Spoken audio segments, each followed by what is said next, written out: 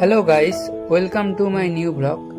তো আজকে আমরা চলে গিয়েছিলাম সোদপুর সানসেট ট্রাভেল ক্যাফেতে। এটা রয়েছে সোদপুর বারোমন্দির ঘাটের ঠিক কাছে।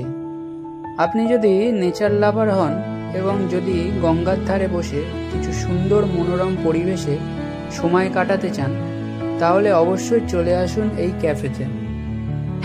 তো তোমরা দেখতেই পাচ্ছ, এটা গঙ্গার ঠিক পাশেই একটা রুফটপ ক্যাফে, যেখান থেকে তোমরা গঙ্গার একটি সুন্দর ভিউ পাবে।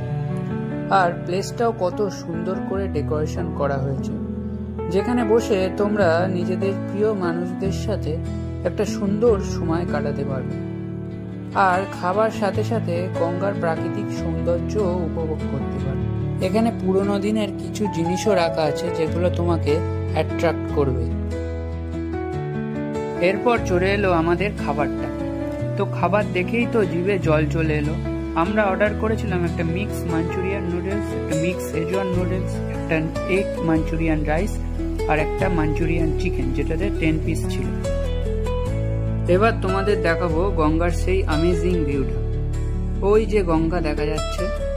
তোমরা যদি দিনের বেলা আসো আরো সুন্দর লাগবে জায়গাটা।